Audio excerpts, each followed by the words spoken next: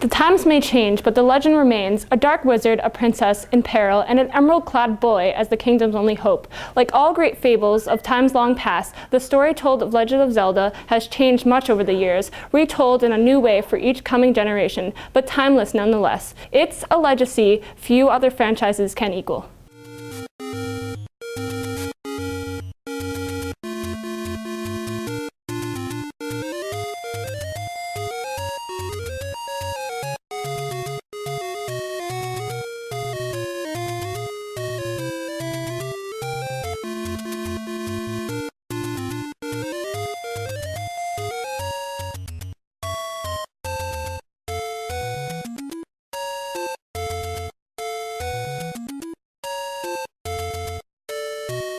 The Legend of Zelda is a high fantasy-themed action-adventure series created by Japanese game designers Shigeru Miyamoto, Takashi Tezuka, and Eiji Aonuma, and developed and published by the game company Nintendo. Its gameplay is a mixture of action-adventure and puzzle-solving.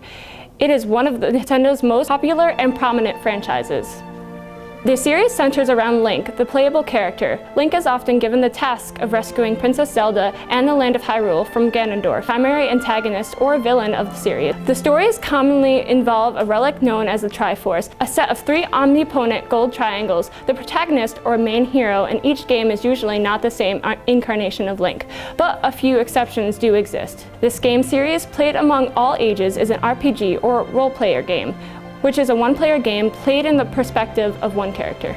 The Legend of Zelda series consists of 17 official games on all Nintendo's major consoles, as well as several spin-offs. Now let me tell you a little about the games.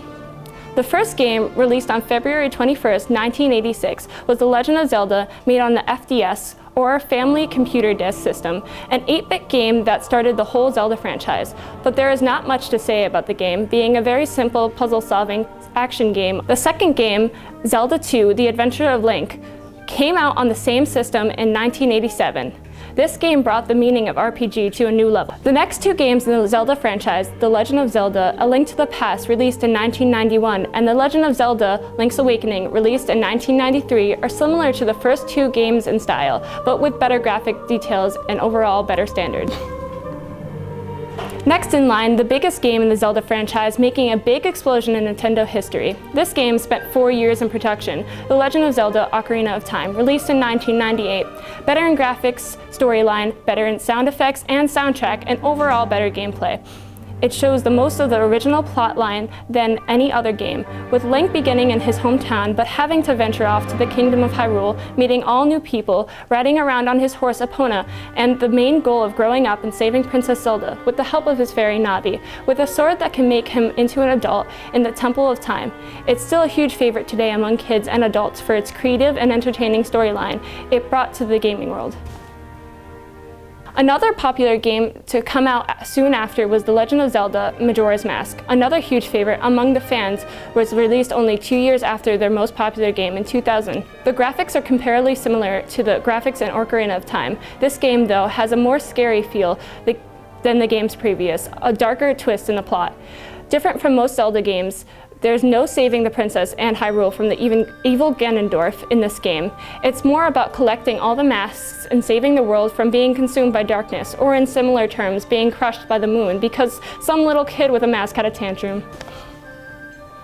The Legend of Zelda: Oracle Seasons is the next game to be made and was released in 2001. Unlike the 2 popular games before, it takes on the style of the early games with the 8-bit graphics. With the next game, Legend of Zelda: The Wind Waker, it takes on a whole new look. A look as if it was from a kid's show on Cartoon Network. Released in 2002, Link is brought on a new journey of sailing across the open seas. With the help of his talking boat, he travels to different islands and gets his tasks done. Also in the same style of earlier games, but with better graphics, The Legend of Zelda: The Minish Cap, which was released in 2004. With a talking bird for a hat, he is led on his adventure to save the king's daughter Zelda. And now the next game in the franchise, my personal favorite, The Legend of Zelda: Twilight Princess. Taking on a darker feel, it changes the plot drastically. It's not about saving the princess, but saving the land from being overcome by Twilight.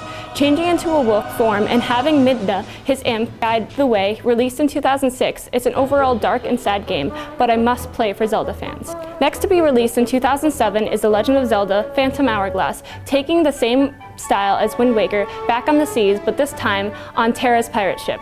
Like most Zelda games, but with a twist and some on-sea time.